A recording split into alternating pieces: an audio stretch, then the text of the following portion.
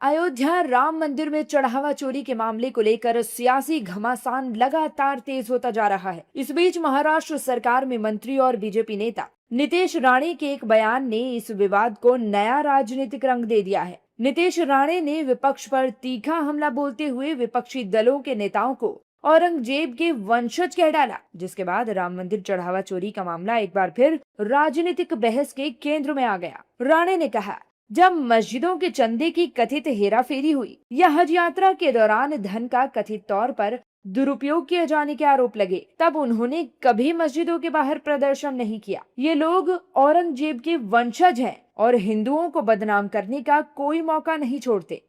नीतीश राणे के बयान पर विपक्ष तमतमा उठा और नीतीश राणे को मंत्री पद की गरिमा के अनुरूप बात करने की सलाह दे डाली। विपक्षी नेताओं ने कहा कि नीतीश राणे रोज सुबह उठकर ऊट पटांग बयानबाजी करते हैं। मैं उनकी बातों पे जवाब देना नहीं पसंद करूंगी कि वो रोज सवेरे उठकर कुछ ना कुछ उल्टा सुल्टा बयानबाजी करते हैं। मंत्री पद पे हैं पर फिर भी मंत्री पद की गरिमा नहीं समझते हैं अपनी, तो मैं इस पे ज्यादा कुछ अपनी टिप्पणी नहीं देना चाहूंगी।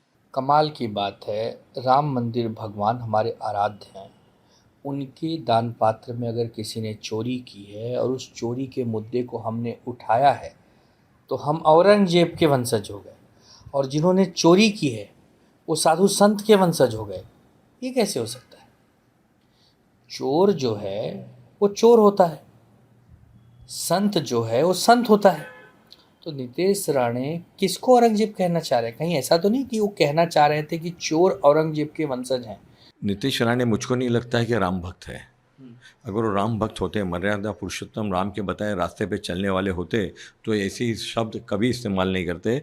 चंदा चोरी को, चंदा के अंदर जो भ्रष्टाचार हुआ है, चंदा की जो चोरी हुए, उसको समर्थन करने वाला कभी भी राम भक्त हो नहीं सकता है। राम के मानने वाला या राम को चाहने वाला हो नहीं सकता है। वहीं बीजेपी के साथ ही अयोध्या के संत भी नीतीश राणे के बयान के समर्थन में खड़े नजर आए और कहा कि कल तक जो लोग भगवान राम के अस्तित्व पर सवाल उठाते थे, राम मंदिर निर्माण का विरोध करते थे, आज वही राम मंदिर के नाम पर सियासत कर रहे हैं।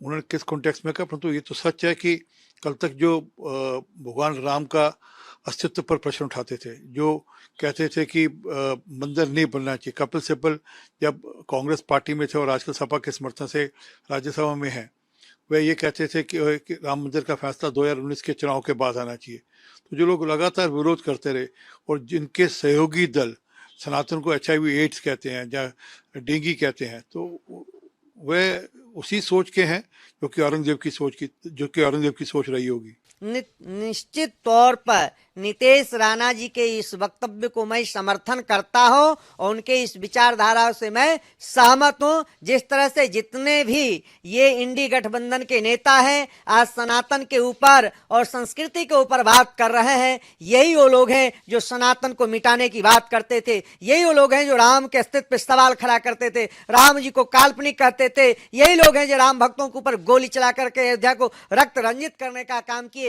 आज इन सभी जो एक समय मुगलों, बाबर और औरंगजेब के पद चिन्हों पे चलने वाले लोग आज सनातन का हमदर्द बन रहे हैं।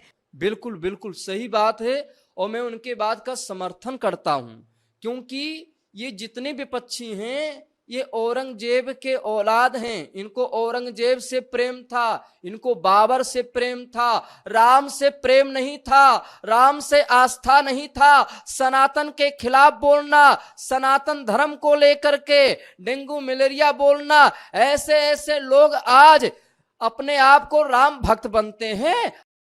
फिलहाल राम मंदिर चढ़ावा चोरी का मामला अब सुप्रीम कोर्ट तक पहुंच चुका है। शीर्ष अदालत ने राम मंदिर ट्रस्ट को नोटिस जारी करते हुए SIT की जांच रिपोर्ट तलब की है और मामले की सुनवाई के लिए 20 जुलाई की तारीख तय की है। ऐसे में अब सभी की नजर सुप्रीम कोर्ट की सुनवाई और जांच के अगले कदम पर टिकी है। इधर सियासी बयानबाजी भी तेज हो गई है और सत्ता पक्ष विपक्ष के बीच आरोप प्रत्यारोप का दौर लगातार जारी है।